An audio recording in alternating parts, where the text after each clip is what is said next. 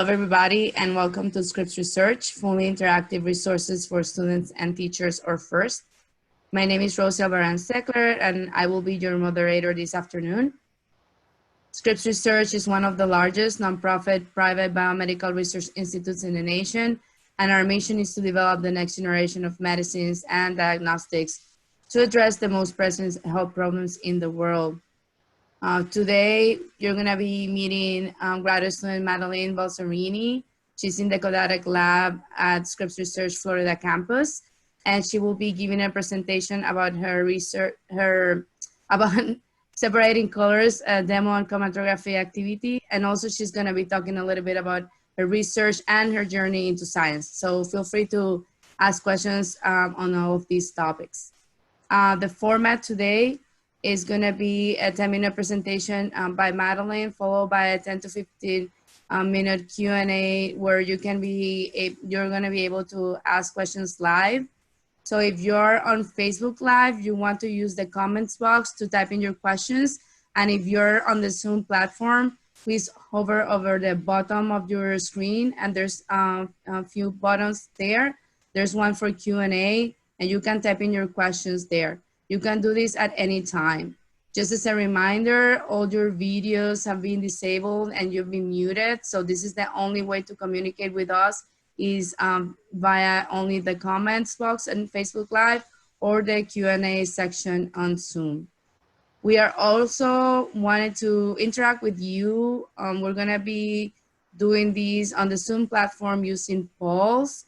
On the Facebook Live platform, please give us a thumb up if you're loving these, or if you want to type in the answer to any of these questions in the comment box, feel free to do so. But at this time, let's practice with a poll on the Zoom platform. And with these, we want to get to know our audience. I think this is going to inform Madeline on how to answer some of the questions after she's done with her demo. So please let us know who you are and why, if you like science, and what you're looking forward to learn today. I'm gonna be sharing the information with you. I see that there are a lot of high school students, but still people are logging their answers. I see a few people, they're challenging us. They don't know if they like science or not, and they want us to convince you. That's great. I like that.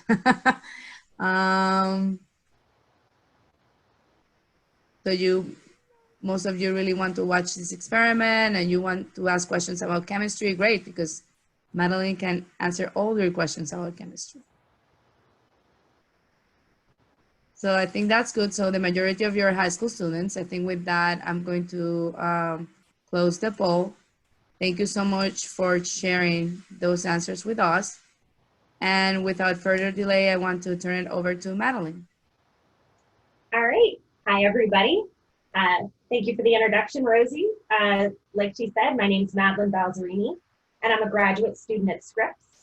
And my research primarily focuses on discovering new drugs to be used to treat different diseases. And one of the techniques that we use frequently in the lab is called chromatography. So chromatography is the separation of components of a complex mixture. And today we're going to be using chromatography to separate the components of a bunch of different types of black ink. So I've got a bunch of black pens here. So without further ado, let's get started with the experiment. So the first thing I'm going to need is a coffee filter. And this is just a normal white coffee filter like you buy at the supermarket. And so what I'm going to do, and have already done, is cut the coffee filter into a small square. So this is like 1.5 inches by 1.5 inches square. Next, I'm going to take a pencil. And about a centimeter, maybe a little more, maybe a little less, from the bottom of the square, I'm going to draw a line. And I'm making sure to use pencil here because I don't want another type of ink to interfere with my experiment. And I'm also going to put 4 little hash marks along that line so I know where I'm going to place each of my samples. So that's what this looks like. And in case that's not coming across really well on this camera, I drew a bigger version on an index card. So kind of close to the bottom, there's a line, and then 4 little hash marks. All right, the next thing I'm gonna do is add my samples to this piece of paper. So the first type of ink I'm analyzing is a water-soluble magic marker. So I'm gonna dot that onto the first little hash mark. So just like that. Next, I have a Sharpie. So this is a permanent marker. For anybody who wants to try this at home, I'm working on a cutting board so that the ink doesn't bleed through onto my table. Next, I have a laboratory marker. So we use this in the lab for things where we want to really make sure that the mark stays in place.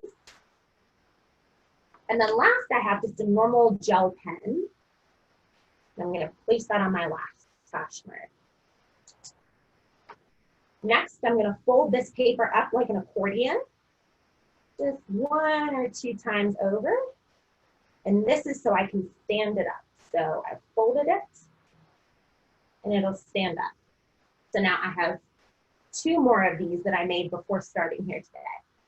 All right, so our samples are ready. Next, we have to get the system in place to analyze them.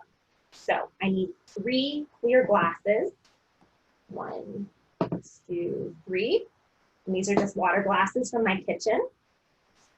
And now we're going to add the solvent that we're going to use for the experiment. So my first solvent is water.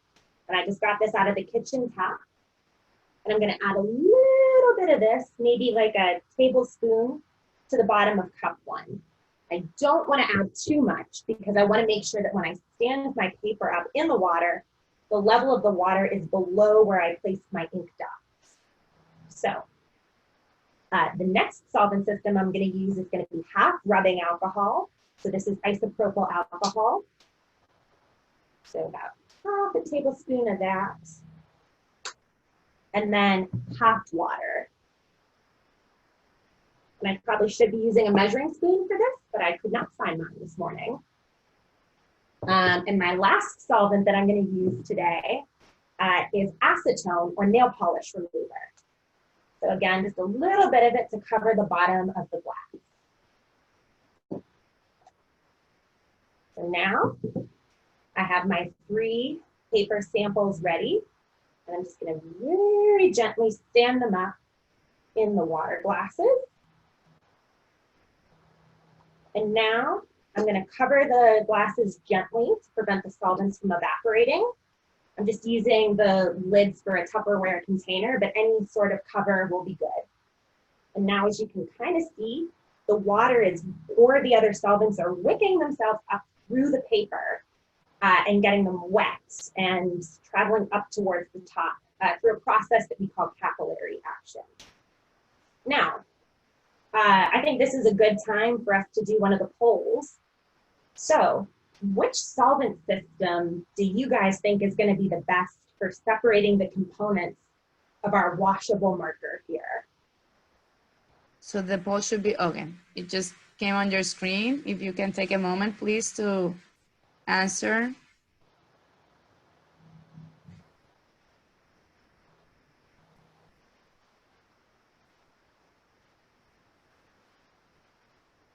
So we have a lot of the votes in. The majority think water, and then will be acetone, and final, it's the 50-50 water alcohol. All right. So while we were doing the poll, all of the solvents were being wicked up through the paper. So now let's take a look at what the results are. So looks like the water one is done. So now I'm going to take it out, move this over to the side and lay this down. Now, as you can see, I've got this wet piece of paper here, and they're a little bit easier to see once they've been dry. So I'm going to show you now one of these that I did earlier in the day. So here we are. You can see that this is the bottom. There's a line where we spotted all of our compounds. And this first lane is where we had the washable marker. So pretty much everything that we spotted onto that hash mark has moved up with the water through the piece of paper. And as a lot of you predicted, this makes sense because the components of a washable marker are soluble in water. They like water a lot, and we call that being hydrophilic. And this has made them move really well up the piece of paper. You can see there's some like reddish, pinkish hues and green. So that's very interesting. The Sharpie and the lab marker didn't move at all. And the pen, there's a little bit of a kind of a black smear. All right, so this was the water. All right, let's take the isopropanol one out next.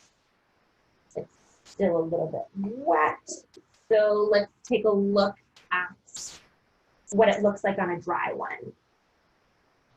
All right, so here in the washable marker, everything moved up again, but look at this really nice separation here. There's a big part of it down here that's very pink, and then separated from that is a big green swatch over here. So that's a really nice division of components. You can really see what this marker is made of. The Sharpie moved a lot better. So it seems like some of those components were more soluble in the isopropanol. That lab marker, we're still not moving it. And the ballpoint pen, I don't know if you guys can see this, but there's a little bit of an orange trace bleeding up off of that spot, which is interesting. All right, and last, let's take a look at the acetone. And again, this one's a little wet, so I'm gonna lay it down to dry and show you a dry one. So it looks like the washable marker moved really well in acetone again. And you've got all the pinks and the greens kind of right up here at the top of the paper mixed together. The Sharpie, you've got a blue streak kind of coming up from that line. The lab marker, we finally got it to move a little bit. So there's a little bit of a tail coming up off of that spot. And the pen, we've got a nice little orange swath right here up higher on the piece of paper, followed by a darker bluishness down towards the line. So those of you who said that the best separation was going to come from the water rubbing alcohol mix, very good job. You picked the right answer. But anybody who responded at all made a good point. Any of these solvent systems are really good at dissolving and moving that washable marker. So this is a really interesting way to look at different components of complex mixtures. And it can definitely go beyond this experiment that you've seen today.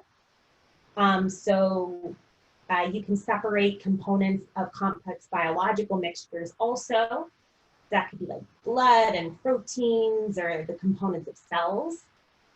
This is also a very useful technique in chemistry when we're trying to analyze components of our chemical reactions. So I think that this concludes the demonstration portion. So if anybody has any questions about what we've seen today or about my journey in science so far, I'd be happy to answer those now. So are there any questions? Thank you, Maddie. That was great. I love that. And thank you for taking the time for doing this beforehand, because definitely, you know, the dry paper, it shows a lot better, and it shows how a marker, it's composed of different dyes, not, you know, not the only color that you're seeing. So that's, you know, that was great. So at this point, let's take a break to have the second poll or the third poll to gauge how we're doing and what else you would like to be hearing more about for the rest of the presentation. And if you please also at this moment type in your questions, it will be great.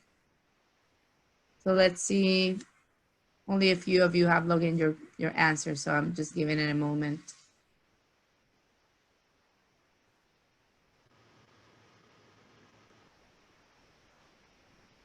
So it seems like many of you like watching the experiment and listening to some science concepts, and you like to hear more about all these topics. So what science careers are possible, and how does this experiment relate to in the lab? So maybe a little bit about how you implement this experiment in the laboratory, and then specific questions. So we're waiting for your questions. At this point, I'm gonna close the poll. So the first question we have is, when did you first start getting into chemistry? So I decided that I wanted to study chemistry specifically when I was an undergraduate. So I had liked science for a long time, and all the way from when I was a little girl. But when I was taking my college classes is when I decided, all right, well, I really want to specialize in chemistry over some of the other disciplines that I could have chosen. A big part of that was that I had a bunch of great chemistry teachers in college who were wonderful mentors and helped me to really explore my interests. I also became very, very fascinated with the whole process of drug development and design. I wanted to work with something that would be very impactful in society. And I thought that, oh, chemistry will be a great way to do that, because we always need new methods and new materials and molecules to treat disease. So it was everything that I learned and experienced in college really helped me zero in on chemistry or drug development as my area of study. Great, thank you. So the next question is a very interesting one. It says, what other liquids can we use that will have the same effect as the rubbing alcohol mixture that can separate all the ink dots? So the solvent system that you're going to need to use is going to depend upon your sample. So the rubbing alcohol and water mixture is very good because it brings in a lot of properties that are going to help to solubilize a lot of different components. In the lab, I often use a solvent called ethyl acetate, and that's a component in acetone-free nail polish removers. And for a lot of my molecules, that really helps me get a nice of components. But it's really a science experiment every time you're trying to do one of these separations. You never know going in exactly what's going to be the best. So it's good to try 2 or 3 different things. If you were doing separations at your house and wanted to try this on your own, it could be interesting to try something like vegetable oil that's very greasy, doesn't mix with water, because that's a hydrophobic thing. It might do better dissolving different components. But yeah, every time you set these up, it is an experiment, so you just have to try different things. Good question, very good question. Another very good question here, are there any gases that can separate colors like the rubbing alcohol and acetone did? Oh, really good question. So I've never tried to do a gas-based separation of inks, but there is a technique that we use in the lab called gas chromatography, which instead of a paper, like solid component, uses a waxy liquid, and then a carrier gas as the solvent. So it would be really interesting to see how a gas chromatography, gas separation would work for these inks. Another sort of separation with gases and gas-like things is called supercritical fluid extraction. And that's how they separate the caffeine out of coffee beans to make decaffeinated coffee. And that's a supercritical CO2. So yes, we've seen solid support in a liquid solvent here today, but there are a lot of other different options for doing these sorts of separations. Great, yeah, that was an awesome question. We don't have any more questions in the Q&A panel right now. Please, we have another 10 minutes or so. Please type in your questions. Also in Facebook Live, I'll put it in the comments and they will hand them to me. I guess that maybe you can talk a little bit more about like your journey into science, how it started. I know that you already touched on some things, but maybe talk a little bit more in depth. All right. So like I kind of alluded to before, I've liked science all my life since I was a little tiny girl, and like to look at leaves or insects or things outside in my parents' yard. When I was in school, science was always my favorite subject. But I really started to seriously consider going into science as a career when I was in high school.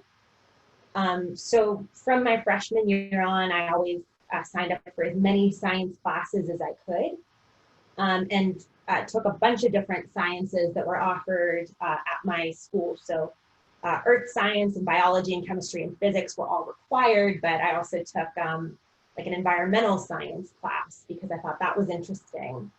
And a very cool class about forensic science and how science is used in crime scene investigation. So that was all very, very cool. And then as I was getting on towards the end of high school is when I realized like, oh, okay, well, I have to start considering this for college and maybe start looking for colleges with strong science programs, and start applying to colleges that are gonna help lead me to a career in science. So throughout that application process, I was really looking for that. And at the time, I was strongly considering becoming a medical doctor. I didn't know a whole lot about different science careers when I was in high school, and I thought, all right, well, doctors do a lot of science, let's try for that. So I applied to a bunch of schools, and I ended up deciding to go to Carnegie Mellon University. It's a school in Pittsburgh, Pennsylvania, which is the city I grew up in. And I started there as a biological sciences major. And pretty quickly when I was in college, I started meeting my professors, hearing about what their careers were like, what they do in the lab. I got involved in undergraduate research after the end of my freshman year. And that's when I really decided, all right, well, medicine and all of that is very interesting, but I want to be at the bench in the lab, getting my hands dirty, and really answering a lot of these more fundamental questions about different scientific problems. And through this same sort of early college time period, I was zeroing in on chemistry and the chemistry of drug development as the area that I really, really wanted to focus on. And I decided, all right, now I'm going to go to grad school. I want to get a PhD. And as far as my interest area with drug discovery and development, Scripps, Florida is really the perfect fit for me. It's an institution with a really strong focus on the discovery and development of new medicines. So that's what I've been doing while I'm here. I'm working on the very first step in drug discovery. So making a ton of different molecules and seeing which one of that large collection might make a good medicine. So that was a very brief overview of my journey from just being a little kid loving science to a PhD student now, and hopefully a practicing PhD scientist after. Great, thank you for that. That was very good. And we had an opportunity to get more questions. So the next one is, how could this project relate to blood? I believe you mentioned blood at some time of your presentation. Oh, okay, yeah. So blood is a very complex mixture. So for a lot of different things, such as diagnostic purposes, we would want to separate the different components of blood. So we probably would not use paper chromatography like we did with the ink for a blood sample. But what we might do is something called size exclusion chromatography. And so in that sort of a separation, what you do is you pack a little column that's almost like a straw with some kind of material that then you can run your sample through. And it'll be like the ink. It'll either want to adhere to that material or flow right through the column, or just based on size of the different components of blood, like the antibodies and the red blood cells and such. Based on size, you'll get a component separation. So it is rather different and some different governing principles than what we looked at today, but it's still considered a type of chromatography and a type of separation. Yeah, I don't work with blood, so if that's something that you're very interested in, I think definitely pursue that and ask more questions. I'm sorry I can't give you a more detailed answer. That's fine. Um, Thank you for that. You know, you're comparing it to chromatography as much as you can.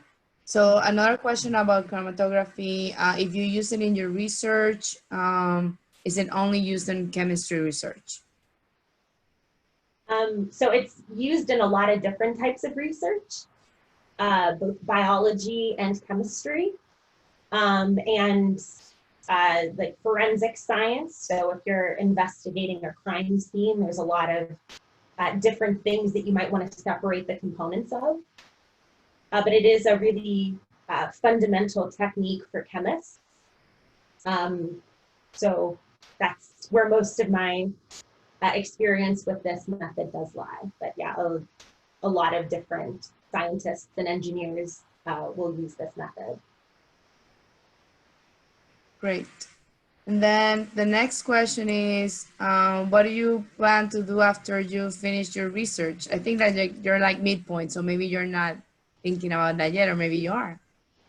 I'm starting to think about it. Yes, I'm still undecided at this point. If my career trajectory was like a hurricane, it's the cone of uncertainty is rather large. One thing I am considering is going into academia with a focus on teaching. I like to teach and be a TA in lab classes, so that is one career trajectory I'm currently considering. I'm also in a very different sort of option, thinking about maybe trying to get a job at a pharmaceutical company where I could really work on developing medicine that would be on their way into the clinic and really be beneficial to human health. So, like Rosie mentioned, I'm right around the middle of my PhD, so I feel like I've got some time to figure this out. And a lot of options, but those are the main two that I'm considering right now. Thank you. So there's another interesting question here, I guess, like more to clarify. Somebody is asking if this is how pregnancy tests work in terms of the change of color, and that, you know, correct me if I'm wrong, that's more enzyme mediated change of color on those kind of tests. Do you have anything to say about the chemistry of that test, or move on? Just let me know. So Rosie's right in that that's a very different type of test. That's not a separation per se. So that's closer to something we call an ELISA assay. But the color change that you do see there with that type of a test is an enzyme-mediated readout. So a protein does something and it causes a chemical reaction to occur with a color change. Great. Thank you. Oh. Yeah, a little different than this. Thank you. Also another question, if could this experiment relate to how human body takes in different chemicals? So I don't know if that means like absorption of food and nutrients. Maybe that's what the person is trying to ask. Yeah, so the basic principles of solubility of compounds is really important for how the body takes in different chemicals.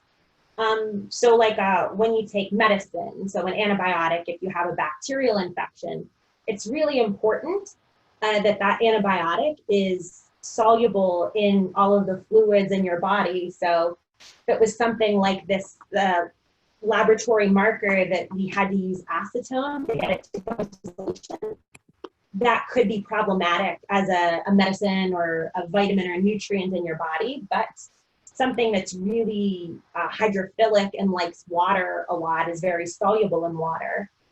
More like the washable marker is more what people who are trying to look at bioavailable things or drugs that can be useful in your body would tend to look for. So in that sense, the basic principles that are important to a separation here that we did today are important in considering how your body absorbs medicines and nutrients. Thank you. So the next question is, in the lab, could you use the separation method you mentioned to do like a DNA test or to do drug tests? Maybe more drug tests, right? So like a drug test like the police might do? I actually don't know how those work, so that's a good question. Yeah. But I do a lot of work with DNA in the lab. And the method that we use is a little bit different. So it also has a solvent, but instead of just relying on capillary action, we actually put the DNA in a gel instead of just having it on paper. And we separate it out by size with an electrical current. I think if I had something, I could probably draw that a little better. So it's still a separation though, but it's different than what I did today. Right. Thank you for that clarification. And then another question that I could, we can use to clarify things is there a separation process similar to this in the human body when our skin changes color, like when it's bruised? And it's another process. So yeah, that's not exactly the separation process that was done here today. So this, I know they kind of look like bruises, but I think a bruise is more like a pooling of the blood under the skin. I'm trying to think of the closest thing in the body that would be to this, but I'm not coming up with anything right now. Me neither. But I think these questions are very good because we're able to take the time to clarify misconceptions, if there are any. Yeah, I'm loving them. Yeah. Yeah, and think about how the body works and how it might be a little different from a benchtop experiment. Right. So I guess to finish up, I'd like to ask you, what does a typical day looks for a scientist?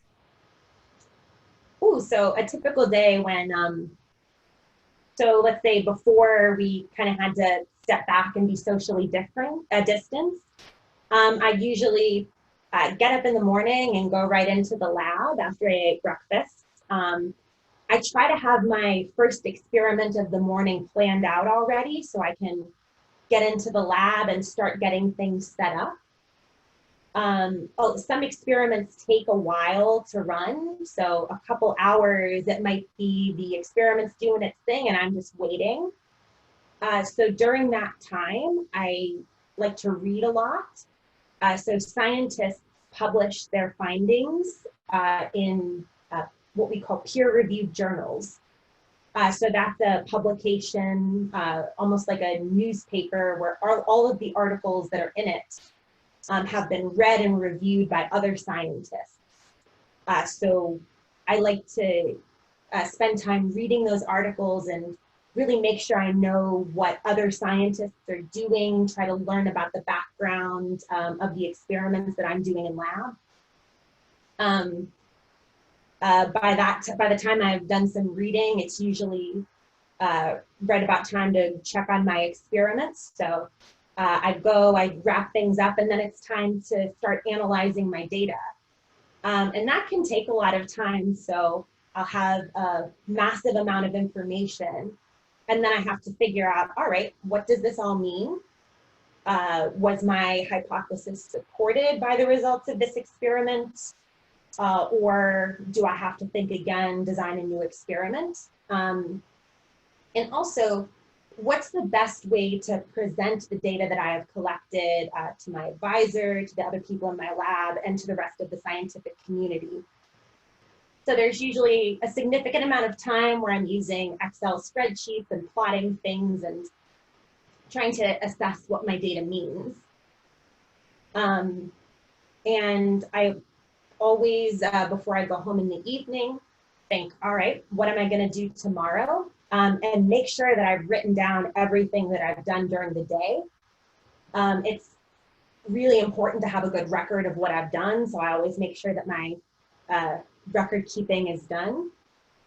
And then I go home for the day. When I was still taking classes, that would often be a time when I'd do homework or study.